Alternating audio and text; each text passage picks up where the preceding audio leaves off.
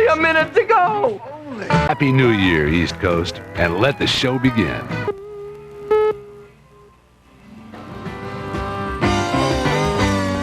The Oakland Coliseum, situated across the bay from glittering San Francisco, tonight holds the stage for the Grateful Dead New Year's Eve concert.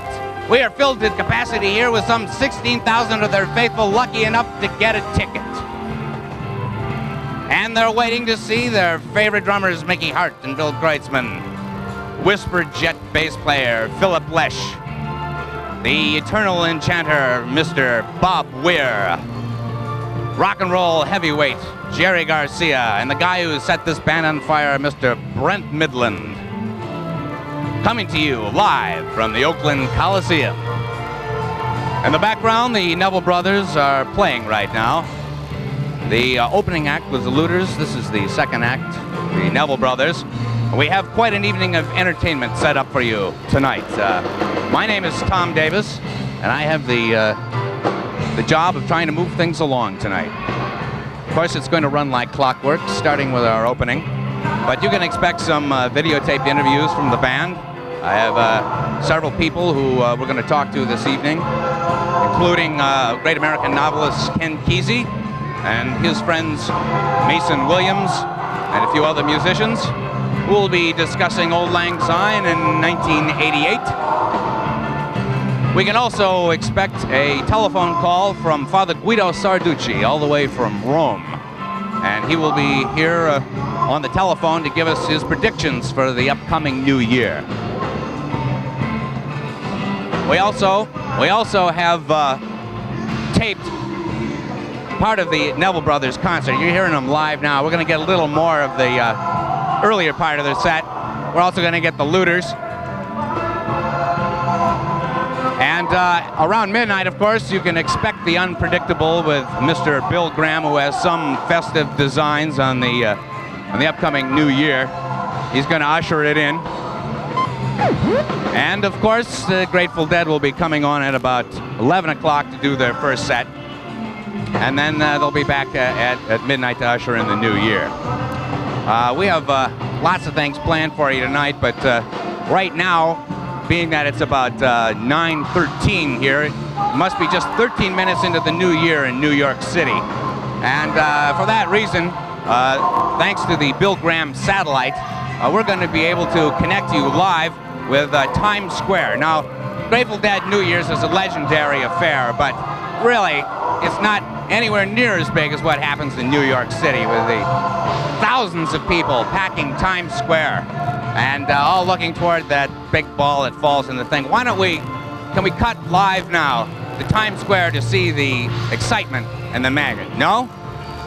All right, well, we'll wait. Of course, we've missed the big moment there anyway, but they're missing the Neville Brothers. Right now, ladies and gentlemen, I must tell you that as a grizzled veteran of some 14 Grateful Dead New Year's Eve, I've seen lots of strange people and strange events. But the person I'm about to introduce to you now is the strangest thing I've ever seen. Now, if I hadn't seen it with my own eyes, I never would have believed it possible, but this person materialized here on the stage. I never would have believed time travel is possible, but we're going to try to find out more about what's going on. Ladies and gentlemen, I'd like to introduce to you the person that I've just come to know as the Future Lady. Hi, Tom. Hello, everybody. Happy New Year! Thank you, Future Lady. You know, I never would have believed that time travel was possible. I mean, we all like to think about time travel. Back to the Future was a very popular movie here that involved a time-traveling car that was powered with plutonium and such. But I understand that you traveled through time with this device here. That's correct. This is my time blender. The time blender. And how did you make this thing? How is it powered? Can you tell us, is it anything known to man at this time? I'm not really sure how this one works. This actually belongs to my son. Mine's in the shop. I see. Well, can you tell us what year are you actually from? Well, I get asked this question every time I time travel, Tom. And you have to realize, I know you really want to know this, but there's certain things I just can't tell you. You mean because if I knew too much, I might change history and it might threaten your very existence? Not a chance, mortal of the past. It's because I don't want to spend this beautiful evening telling you about disasters and earthquakes. I came to listen to the music and to hear the songs and to be here and have a good time. And I don't, you know, it was a long time ago that I was in high school and I flunked history, so what do I know about that stuff? I just plug in the blender and go. All right, time lady. You're a fantastic person, and I don't want to keep you away from the music too long, but I hope you'll come back and talk to us a little more because we'd like to hear more about it. Well, you know, this is the second time I've been at this concert. Is that so? Yeah, and I think there's other time travelers in the audience here tonight. Well, why did you pick this exact moment in time out of all the points in history? Well, you know, the Grateful Dead are going to be even more famous next century and more popular than they are now. And really, the song's quality is so great. They're playing all my favorite tunes tonight. Well, can you tell us, are they going to play Dark Star tonight? Sorry, no. Yes. Well, future lady, it sounds like the Neville brothers are starting to wrap it up over there. See you later. Thank you. Will you come back and talk to us because we want to hear more about the time? Okay. All right, I think let's go back, now that the Neville brothers are finishing their song, let's cut live to the stage.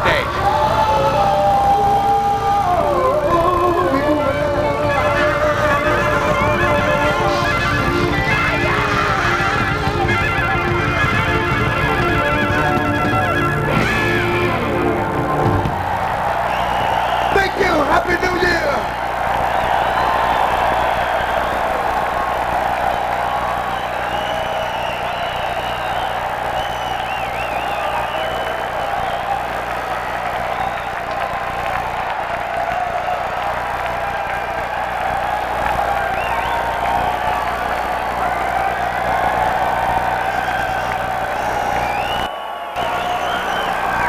I'm sure most of you realize by now that the Neville brothers are a famous band from New Orleans, and we're excited to have them here tonight. And if you ever go to the Mardi Gras, of course you can expect to see the Neville brothers, but who cares about Mardi Gras tonight? It's New Year's Eve, right?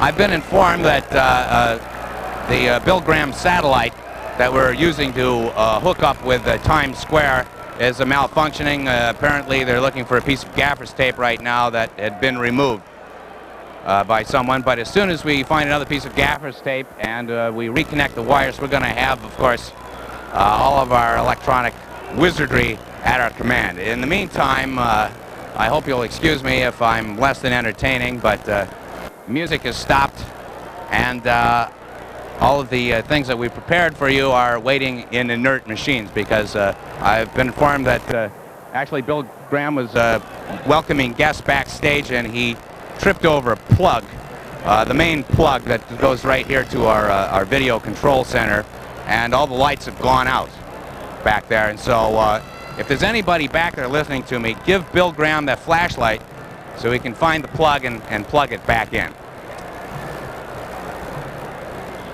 All right, but I understand that the Grateful Dead satellite is working, and you know, the Grateful Dead New Year's is legendary, but there are more spectacular ways to celebrate New Year's Eve. Now, if you're wealthy enough, you can get on the SST and celebrate New Year's in Istanbul for an hour or so. Get on the plane, fly to Paris, get off, celebrate New Year's again on. Get back on the SST, fly to London, fly to New York, and celebrate it that way. Of course, that is extremely expensive, and our Grateful Dead correspondent, Chet Nichols, well, we couldn't afford to send him on the SST. So what we've done instead, he is right now on Continental Flight 541 from Newark to Seattle.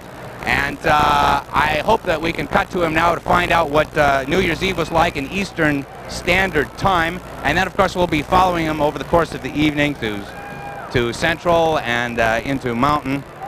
So I'm going to get the word now as whether the Grateful Dead satellite is working. Yes, let's cut now live to the airplane, Flight 541 with Chet Nichols on the plane. Chet? Hear me? Yes, I can, Tom. I'm 18 minutes out of New York, and we're just now reaching our cruising altitude. I believe that's the lights of Albany twinkling down there in the dark. What happened at midnight, Jet? Well, we were still on the ground in New York, but as soon as we got in the air, the first-class passengers received a glass of champagne. I think they always get complimentary champagne in first class. I wasn't too sure about Continental, but at any rate, we're back here by the bathroom, and as a result, we were served first from the drink cart, and as a matter of fact, I even got an extra bag of peanuts. Sounds very exciting, Jet. We'll check with you a little later. Back to you, Tom.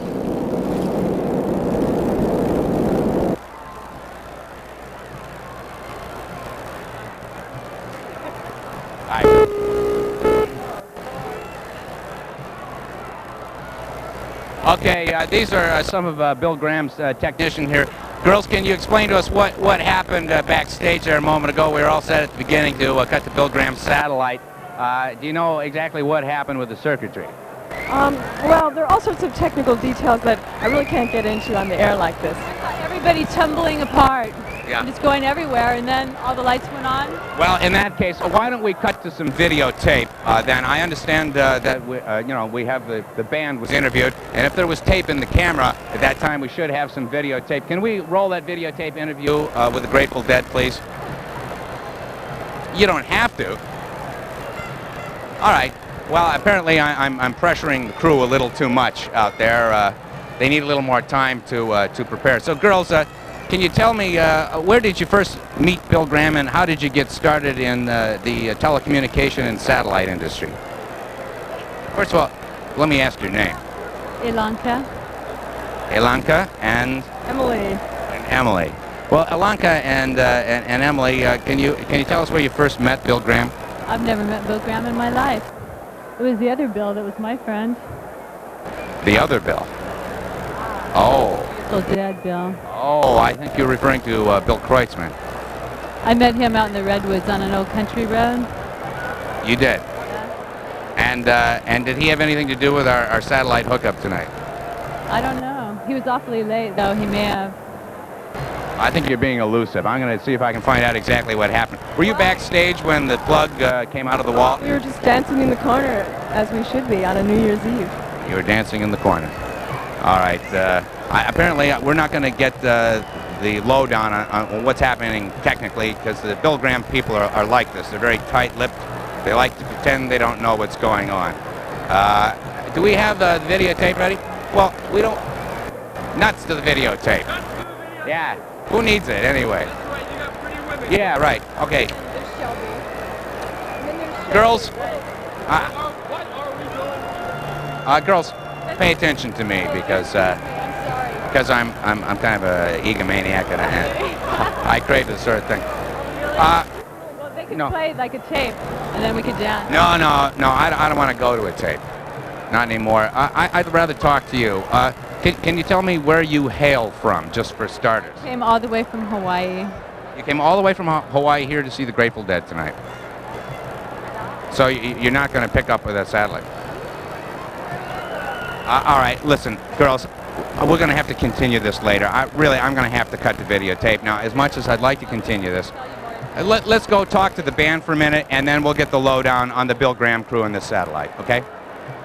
Okay, now, girls, you got to understand. Well, Phil, this is a chance for you to look back on 1987 and talk about some of the things that interest you and that meant something to you in the last year. I know that being a father is kind of a new experience for you, right? Yes, it is, and that's important too. That's what I've been doing mostly for the last year. Playing with the band has sort of fallen into the cracks of that. And, right. My little boy Graham, he. How old is he? He's a one year old. Right. December 6th, and he. And he's learning. This is your only kid? Yes, the first and only so far. And. So you thought about it for a while, nothing you rushed into like some people we know. Well, we sort of rushed into it too. Yeah. Come on, let's do it. Yeah. So, being a father and then being in the Grateful Dead, do you get kind of lonesome for the? No, luckily he travels with us on the road. How's he like that? Well, he likes it sometimes, and then when he has to go to bed, why, he doesn't like it so much. Gets a little cranky. Yeah, but I think it's harder on my wife than it is on me, really. Yeah. Or on Graham, but he's learning, and the older he grows, the more we'll be able to explain to him why he's not at home in his own bed and so on and so forth. He's doing things now like he's learning to feed himself, you know, and it's so wonderful, you know, just to watch him. So are you a modern father? Were you involved with the birthing? Yeah, birth, diapers, baths. The whole thing. I hope toilet training, and terrific. Soon. We're looking forward to that, certainly. Yes, maybe next year. Yeah. Another thing I thought we could, while we have this moment to discuss, that you and I have discussed the subject of Mars before, the planet Mars. The planet Mars, yeah. And I know that you introduced me an idea that some of the formations on Mars, as spotted by the Viking, Viking and Viking orbiter camera, there's a structure on Mars that's a mile square that resembles a human face, and it seems pretty interesting to contemplate the visage or the image of a human face on another planet, especially since we've never been there before. Right, now you're convinced that... Who knows? There's evidence on both sides. But if it was you, wouldn't you want to go there and find out? I want to go there. Wouldn't you want to go there and find out? Now, what do you think that the government thought when they were analyzing this data coming over? Do you think that there's like a cover-up involved? No, I think it's scientists don't want to believe anything that's a little too far-fetched for them, that's all. Well, how about Russians? The Russians. Now, don't you think they're... Our space program, they're not talking about Mars now, right? No, they're talking about a space station if there's anything right to that. But I'd like to see us and the Russians go to Mars together. That would be a good idea. Well, you know, if you look back on this last year, I think, in terms of the Grateful Dead, one of the big stories has got to be the incredible success that you've enjoyed. Has all this success changed it at all? Has it made it different for you? No, not particularly. We've been in it for so long, and we were never in it for to be successful. We just wanted to be together and keep doing it.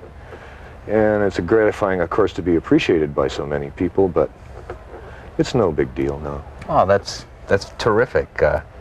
Just let me say on behalf of Grateful Dead fans anywhere that we're all thrilled for you, and it's a real inspiration. I know I read somewhere that I think you guys topped the charts at about number 9 or something for... no, that's if you read Cashbox. Now, Billboard said number 6 for 25 weeks. But, you know. Oh, yeah, that must have been it. I got it mixed. How about you had the single? You had the single too, right? Yeah, top 10 or top 40. Well, top 10. Let's see, about 4 weeks. Well, that's terrific. Well, good luck in the show, and Happy New Year, Phil. Happy New Year to you, Tom. Nice talking to you. So, looking back over the last year, what sticks out in your mind? What happened to you over the last year that was meaningful to you? I played a lot of music, entertained a lot of people. Indeed. I really enjoy entertaining people. You know, coming across. Do you lighten them up? Did you find any show stuck out that was like the best show that you did, or do you guys agree when you go backstage sometimes, like, boy, that was our best show? Nah, never. We have moments, and everybody sort of recognizes that, and we come backstage and acknowledge that was fun. Yeah, I had a great time and all that kind of stuff. Or I couldn't get the right guitar sound, or one thing or another. But we had a lot of good nights this year. So many that it'd be kind of like work to try to select one that I thought was better than all the rest. Yeah. Well, looking back on the band over 20 years, how would you say that the music has changed at all? I mean, do you see it? Is this different, significantly different? The way you're playing it now? Well, we're getting tighter. A lot of people sort of decry the situation, but we're getting more succinct. We don't flounder around looking for things as much as we used to. And some of the jams have you know, they become shorter and a little less happens in them. But on the other hand, we spent a lot less time just blindly searching for stuff. How about, can you tell us what's the new equipment on the stage that you're playing through there? Well, primarily I have a new preamp, and that's made to make a kind of guitar sound that will come through a full-range speaker, kind of like a hi-fi speaker, as opposed to a 12-inch cone speaker, which most guitarists play through. And I'm trying to go to a full-range speaker so that I can eventually incorporate synthesizers and stuff like that through that same system. You know, one of the big stories of the year for the Grateful Dead, I think, it's got to be the fact that 1987 was far and away the most successful year that the band has known. You mean materialistically? Well, not necessarily. Well, I have many things to be thankful for. Oh, I know you do, Bob, and you're very open about that, but I mean, I think I read somewhere that Grateful Dead was in the top 10 grossing acts in the nation. I think it's about 16 million or some figure. Oh, that was Cashbox, 16.4 million, but that magazine's of no real use. Oh. Well then, so you're saying that you weren't a top 10 grosser? Well, no, we were, but, well, let's see. We did 76 shows, and if you take that and well, that's 974,766 paid attendance. Yeah. And at about $17 a head. This is rough, mind you, but that comes out to about $25,611,509. Yeah. Give or take a little bit. Okay. Now after taxes. I'm sitting here with legendary Grateful Dead drummers Mickey Hart and Bill Kreutzmann. Guys, another year has come and gone. Looking back on '87, you got any thoughts, reflections you want to share with us, Mickey? Well, Tom, this market is no place for a small guy. I say bonds, bullion, and real estate. More tangible stuff. Yeah, like a voice of experience to me. Good advice there. Bill, you got anything you'd like to share with us? Well, I like bonds, bullion, gold. But looking back on the year, what do you think captured the year for you? Well, the thing that really sticks in my mind, the thing I remember most, were those tall ships in the Statue of Liberty. That was '86. Those beautiful fireworks. No, that was the opening of the Statue of Liberty. I'm looking back on '87. It's been a very busy year, Tom. Uh-huh. Well, what do you do besides Grateful Dead? How do you guys stay busy when you're not playing drums? You have outside interests? Oh no, Tom, you got to be able to separate your career from your private life. You got to have outside interests. Such as? Well, I own a chain of nursing homes now, and that's a lot of responsibility. Got a couple of apartment buildings here in Oakland. Oh, pretty good. Bill, success? Has it changed you? Tom, nobody changes. Give me a break. Well, I hear you've been hanging out a lot with Michael Tyson and Eddie Murphy, and Donald Trump has been seen with you several times. Well, Don's a sweet person. We discovered we have a few things in common. Which reminds me, we have an idea for a casino in Mendocino. I happen to have a picture here. Would you like to see it? Sure. Let's check it out. All right. Sounds like an ambitious project. Well, right here we have a rough draft. Show it to our camera right over there. Okay, this is my idea. It looks like it will fit in very well with the natural coastline. Well, it looks like you got a view of the ocean, just about any. It's a magnificent idea. I think it fits in very nicely with the contour of the land. It looks good. So, Brent, I understand you and Lisa are expecting a second child. Yes, in a couple weeks. Couple weeks. So, you have to run out for pizza and pickles and ice cream every once in a while, or? She's big into eating weird things. She likes her sardines. But you've been through this before. You got one about that big. Yeah, Jessica. She'll be 3 in April. Jeez. So what did your little girl get for Christmas this year? She got herself a synthesizer. And I just gave her the money. She went and bought it. let her get what she wants. It's a good system. Well, I know that that's probably the most important thing in your life, but I've been asking the other members of the band, because 87 has been just a remarkable year in terms of the unparalleled success that the band has enjoyed. Success? What do you mean, success? Well, the album went platinum in about a week. Platinum? Really? Yes, yes. The album was platinum. You had 2 gold videos. Gold? Yes. What, those videos were for sale? Yes, they were, Brent. They were, and you set box office records all across the country this year. Wow, you're kidding. No, honest to God, Brent. Really? No, you should talk to these guys about it. They don't tell me anything. Ladies and gentlemen, I hope you enjoyed the interview with the band there. I must confess to you, we were planning during this time to cut to the Neville Brothers live, but apparently Bill Graham went on the stage and he started talking to the Neville Brothers, and he spirited them backstage somewhere. He's taking the Neville Brothers away, but I've been told that fortunately one of our machines was working during their set, which was very well received here, and we have highlights from their performance from the last hour or so. So I'm sorry we can't cut to them live, but I'm told that we do have a videotape of the Neville Brothers from New Orleans performing just moments ago. So let's cut to the tape now, please. Yeah, thank you.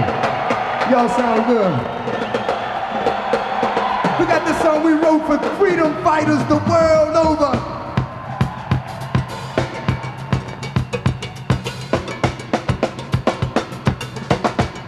People like Nelson Mandela,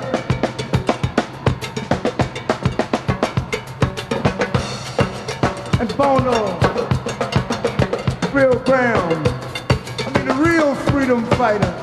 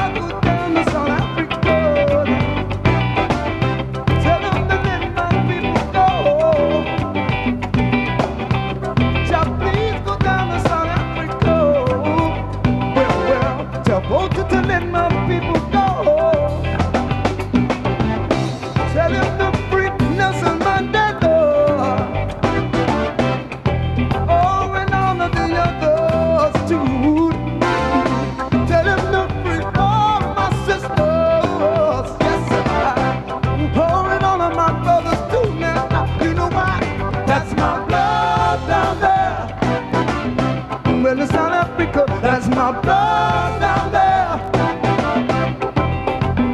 That's my blood down there. Nothing in a winning Mandela. That's my blood down there.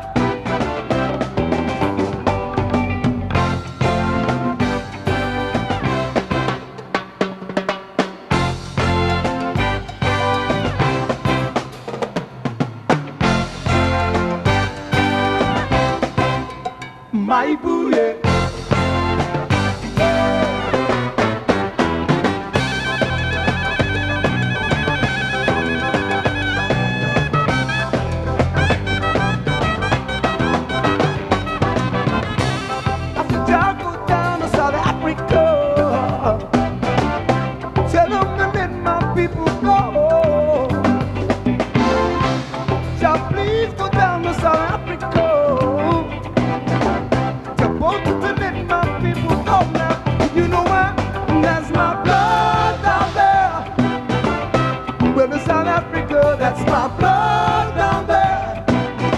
Mashing up in Soweto, that's my blood down there.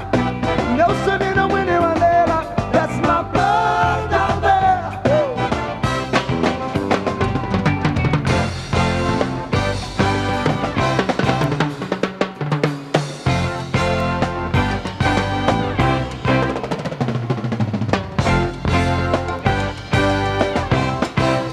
My booty.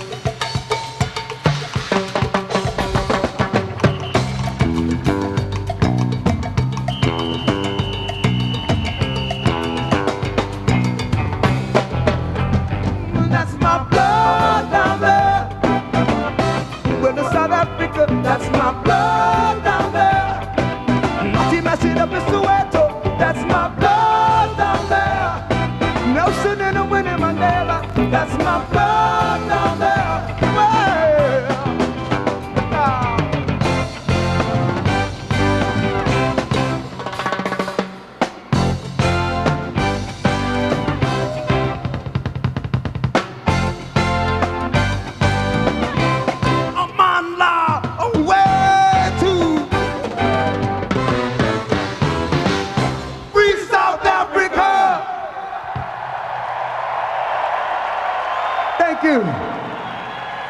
Okay, that was the Neville brothers. That was almost as good as they were live, but that's the thing with videotape. And you know, there can be a story almost any time. I don't know who's underneath that suit, but I'm gonna talk to you first because the duck can come back. What is your name, please? Catherine. And how did you find your way to the stage? It was hard, but there was a path. There was. And you found your way up here, and just by chance. It was chance. It was like Russian roulette in a way. Like Russian roulette. Yes. I see. I see. Well, do you know? Have you ever seen the Neville brothers before? Yes, I have. Have you ever seen them on tape before? Yes, I have. And I think what we're going to do. Tell me your name again. I'm sorry. It's Catherine. Catherine. Catherine. We have a thing that we call the press box. It's upstairs, and we have some young people up there. Justin Kreutzmann and his friend Gabe is up there, and I understand that we have a camera that is also working upstairs. So in a few minutes, we're going to send it up to the press booth. Now, I want to ask you: have you seen a lady in a silver suit with white hair? Because there have been several people, including the Duck, who've come up to me and said that they were directed here by a lady in a silver suit. Yes, from the Future Blender. She sent me up here. Now, I don't know what's going on, Catherine. This lady in the silver suit materialized on the stage, and I don't know what purposes she has. I think she's from the future, and I can't tell what the problem is, but I'm glad that you came here to join me. And I think what we'll do right now is cut upstairs to the press box, as I understand that they've managed to get a camera working up there. Let's go up to the press box. Justin, what's going on up there? You and Gabe, what's happening? Well, Tom, we're just checking out the show from the press box. Great pair of seats, especially for free. So, Gabe, what do you think of the Looters and the Nevilles? Well, I really love the Nevilles. I've seen them many times. They're one of my favorites. I've never seen the Looters before, but they definitely seem like a hot band. Yeah, I agree. And we got a few other of our friends here. Here's Trixie Garcia. Trixie, why don't you introduce your friends and sort of tell how you guys came to be at a Dead show? This is one of my friends. I'm Ruby. Hi. Hi, I'm Freya. So you guys are pretty young, you know. The Grateful Dead may not be real hip to some people your age. How did you guys come to the show? Well, I came because my mom brought me and I wanted to see Trixie. Well, I came with my brother. We drove here from Oregon, and I hadn't seen Trixie for a long time. I just came. Very friendly group of people. I have no choice. No choice, of course. I can agree. Well, Gabe, you know, we've sort of been around for a few years. How do you think the Grateful Dead scene has changed? Oh, well, they've definitely, the crowd has grown even more in the past year or so. I've been listening to the Dead for probably 3 or 4 years, and the crowd's always been nice and mellow, and now it's getting bigger and bigger, but everybody seems to be getting along pretty well. I don't know, have you been listening to the Dead for a while? Do you like them? Well, since birth, I think. I think my first show was like Woodstock, maybe at 3 months. Yeah, I remember Woodstock. Yeah, that was a good show. Woodstock, yeah. Yeah, I was in my mom's stomach. Yeah, I was in the movie. But what do you guys think of all the Deadheads and everything? How about Trixie? Your dad is sort of pretty successful. How do you feel about it? I think it's great. I mean, that all the people can enjoy the same thing, you know? What do you guys think of all the crowds and all the excitement and everything? Well, some of the crowd are weird. Weird? Oh, they're not weird. See, look, it's festive. It's festive. Everyone's having fun. Come on, this got to be better than school. So I guess if there's nothing else here, let's go back to Tom. Thank you, Justin. You did very, very well there. Next time, maybe we'll have you interview someone that you haven't known for 18 years. Right now, she once again materialized, of course, while the camera was off. But future lady, your name has come up several times already this evening, and I'm going to have to ask you to answer a few more questions. I don't know, Tom. That's against the rules. Well, what rules are these, time lady? I'm not at liberty to discuss what rules I come here by, but when we check out a time blender, we have to, there's an 800 number we can call if we go against the rules, but if they pull the warranty for the trip, I could be prevented from ever coming again. And I see. For that to happen. I see. Now, this is for traveling through time. That's correct. But can you make frozen pina coladas in it?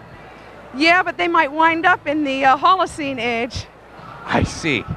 Well, as long as we're on the subject of time, and I can't think of anything more relevant to discuss with you. What do you do for fun? What's your favorite time? I mean, you're here at the Grateful Dead concert. Where else do you go since you have all of time to travel through? Well, about 8,000 years ago, a new island pushed up off the coast of what is now Hawaii. Oh. And it made a wonderful hot tub. Oh, because I love Hawaii now, but there's all these condos and stuff. It must, about what year you're talking about? About 8,000 years ago from this time. Ooh, it must have been really choice. It was a beautiful time. So did you materialize on the beach somewhere? Well, actually, it was a favorite destination point for a lot of time travelers a few years ago, but... Can you tell us which island it was? I mean, I don't know, maybe the names have changed. Can you tell us some of the features of which Hawaiian island? That island has already subsided and is gone. I see. It's just a reef now with pretty little fish swimming around in it. Okay, future lady, we're just starting to scratch the surface of this time travel thing, but right now I'm told that another machine has come to life and we have a video. Do you have videotape in the future? No, we don't. We have instantaneous matter transmission. We don't need videotape. Our data recordings is all done by right through the skin, a skin graft, and it's all a holographic cybernetic. You have them now. I think they're called biomass. Yes. Well, I suppose if a mistake happened or if machines malfunctioned, you could just travel back in time and correct everything. That's right. That 800 number I was talking to you about. Can you get that thing to take us back right now, about a half an hour? We could. Wait, I'll push the start. Wait a minute. We're going to work on the time blender for a minute. Right now, let's see if you can kick that videotape machine and let's go for Ask the Band. I'm from this little town called DeKalb. You were there in 1977, and I hope you're going to come back again. That's my question. Could you come back? And when you come, could Bobby stay at my house? Sure. Yeah, why can't what you got in your refrigerator, sweetheart? Not a bad idea. DeKalb. DeKalb, yeah. There's some college there, I think. Yeah, we'll be back to DeKalb any right day away. now. Next week. Soon. Jerry, I want to know if you wear socks to bed. Of course. Me? None of your Sure. business. I wear 5 or 6 on one foot. And nothing on the other one.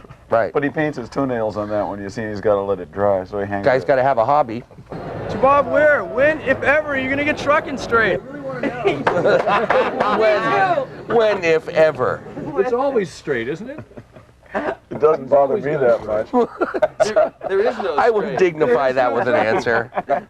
What is the meaning of Giacomo Fino Hanane, Giacomo Finane? I can answer that. It means, fuck the big boss if you don't like what he says. Or essentially... It means up yours. Yeah. No, essentially what Giacomo it means is... Finane. Giacomo Finane. Finane means... you know, it's... Doesn't know what he's talking about. You know. Your elegant posterior, and Giacomo means...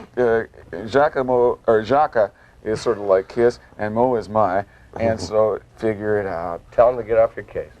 Yeah, I have a question for the band. What's your favorite drink? Perrier. Well, I like to settle back with a nice Manhattan sunrise, which is what was it? Kerosene and grain alcohol with a floater of 60 weight oil. Yeah. And a dead rat with a nail in it. You know, not a great big Norwegian Grey, you know, just a little cocktail rat. Right, a cocktail rat. Does it have a fuse? Not a big buck. Yeah, right. Not a great big, not a buck rat. Not a great big buck Norwegian Grey or anything like that. Just a little cocktail rat. Yeah. Delicious. Dan, can I get up there and get a good look at your hardware, please? Hardware this, buddy. Father, darling, when do I get my car? Why, I oughta.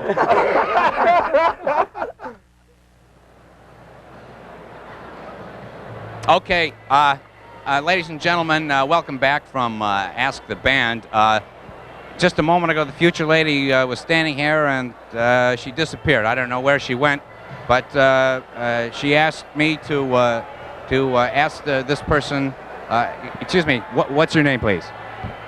Grateful Duck. Grateful Duck, in case you couldn't hear through the bill. Grateful Duck, I have never met you before, but I understand that you're a single duck here tonight. Is that correct? Yeah, we used to be married to San Diego Chicken. You used to go out with the San Diego Chicken. What happened? Well, we had a falling out, but got a divorce. That's okay now, because I'm here. Okay. I was having a little trouble hearing you there, but I heard something about San Diego Chicken and you were divorced. Are you dating anybody now? Minnesota Vikings. What, the guy from the Minnesota Vikings? Oh, that's very sweet. Well, of course, we all hope that the Vikings get a playoff spot, but whether they do or not, I don't know. Now, have you ever met the future lady before, or did you just meet her this evening as we have?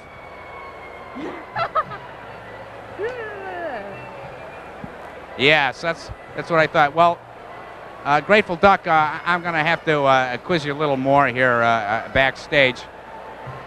But right now, I think what we're going to do is we have a tape of Mr. Spock doing the Vulcan mind meld on no? The man in the cans here has told me that it's time for Ask the Band. So I guess we're going to go back. We're going to go back to Ask the Band. Ask the Band. Now, Grateful Duck, tell me about this. You and the San Diego Chicken. I want to know what kind of pets you guys have, and if you could talk a little about them. We all got lots of dogs, big, mean dogs. I have a Burmese python. Ah. You don't have any dogs? I have a salamander. No dogs. And of course, Brent doesn't want to talk about his gerbils. I have my gerbils.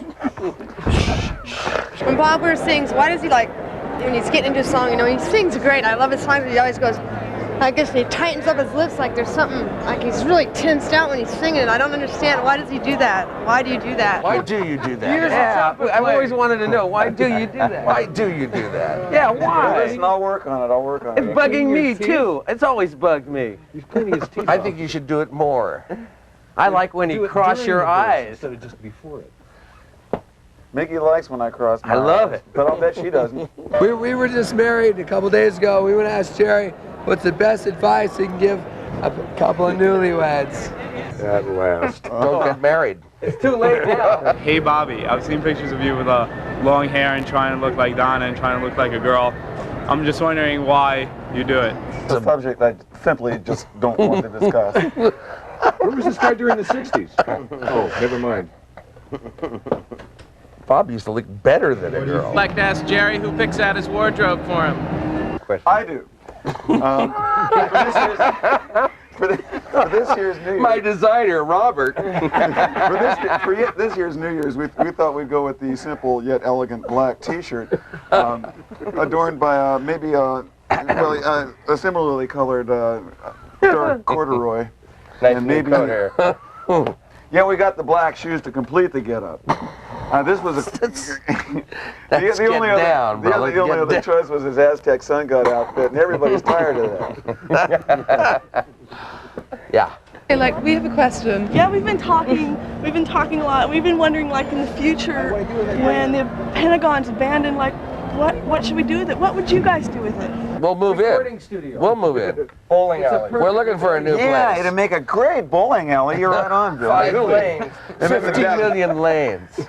Hey Jerry, what's the deal with Teresa? Could I take her out? Hey, Teresa. Anytime. Anytime. Take her, she's yours. Where's Trixie? Did you hear that? Okay, well I'm talking to Brent and I was just wondering how you make those little noises on your keyboards on Cryptical because, I don't know, they're kind of inspiring. I don't make those noises out of my keyboard. They come out of my mouth. Jerry, why didn't you send me a Christmas card this year? I sent you 3. I sent you 9. Hi, I'm Gus, and I want to know who the Grateful Dead is and why they follow me around everywhere I go. We know everything there is to know about you, Gus. Don't worry. You're it, Gus. You're the it. Oh, darn it, he found out we were following him. Oh. Okay, that was Ask the Band. Right now I'm told that Gabe and Justin up in the press box found somebody that they haven't met before, and apparently there's a story breaking up there. Let's head up to the press box. What's happening up there, Justin and Gabe? Well, Tom, it's pretty exciting. We're standing here with, what's your name? Edward Johnson. So how do you like the show, Edward? Do you think they're playing pretty well so far? Oh yeah, I haven't seen the Neville's for a while. It sounded pretty good. Pretty wild show so far. Where do you live? Did you drive all the way out here? Or? Oh, I flew in from Minneapolis Christmas morning. Oh, yeah? Yeah. Did you have any trouble getting here? Or? I'm staying with friends of mine, Jim and Jane, Jim Yoss and Jane Hartman from Minneapolis. Be sure to send them all a thank you note. Yeah. Sounds good. Anything you'd like to say for your friends back home? Yeah, I got some friends at home watching, Mahoney's and whoever, Darren and friends. Hope you're going to enjoy the show. It's great out here. So you expecting a big, exciting set from the Dead now? Oh, yeah, I think so. Pretty exciting. Maybe a shakedown to start. So you think this will be, you think, the best Grateful Dead concert ever? I didn't hear the question. You think this will be the best Grateful Dead show ever? Yeah, right here, yeah, out of the 4. It's going to be one of the better ones. So if it's not, write to him. So tell us something else. Like, what's your fondest memory of a Dead show? Greatest memory so far? Probably the Watchtower. It's real hot, and the Dear Mr. Fantasy was incredible. I walked right down behind Brent and watched Brent and Jerry play the Fantasy. It was incredible. It's real good sound in here. And hopefully I'll be wild tonight with the surround sound. Yeah, well, you know. So, like, what would you suggest to the band? If they could do anything different, what would you suggest? So long, Minneapolis. Enjoy the show. Country.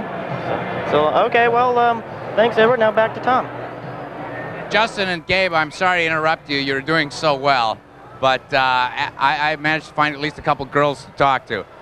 Girls, well, let's just start out with the basic stuff because the band isn't anywhere near the stage yet. And this is called vamping, but I want to start out with your names. My name's Tess Felix. Tess Felix. How am I going to remember that? Hang on. Okay. And your name?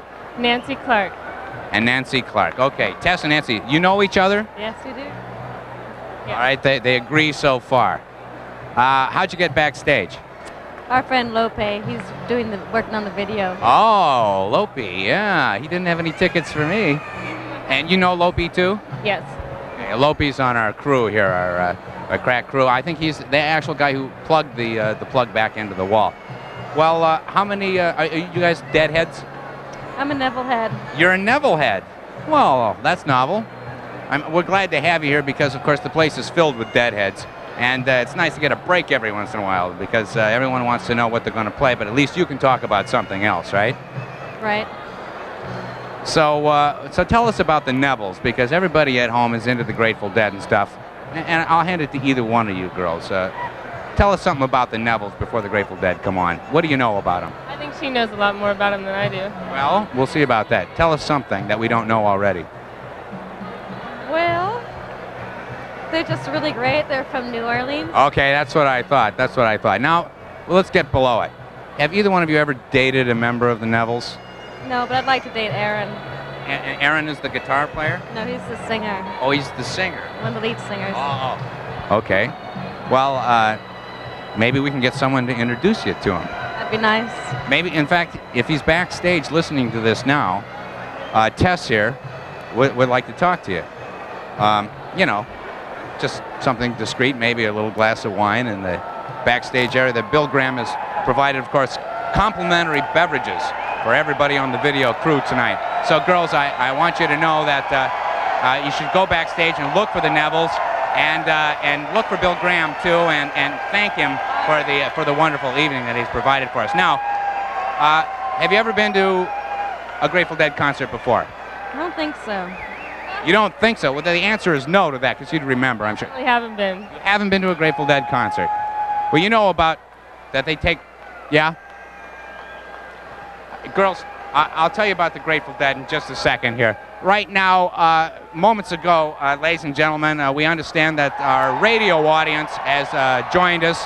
About 400 stations all across the country, the DIR, FM, stereo stations. We'd like to welcome all of our radio listeners. You're missing, of course, a great visual treat, folks at home, but the band is about to come on stage, and it won't make that big a difference. I don't think I'm on camera anymore. The little red light went out. Well, in that case, we're going to look toward the stage now. I'm going to have to give you a thrilling word picture. Girls, you can help me if you want. We'll look back there now. I didn't see anybody in the band back there, but the audience is going nuts. Oh, there's Lopi, your friend down there. Oh, there's Weir. He's on the stage. Thank God. There's Jerry. He's, of course, token on a Pall Mall. That's about it these days. We're going to let him tune up, though. You know, you don't want to pressure these guys. Grateful Dead don't respond to that, see? Would have been nice if they had been on 10 minutes ago, but, you know, it's their show.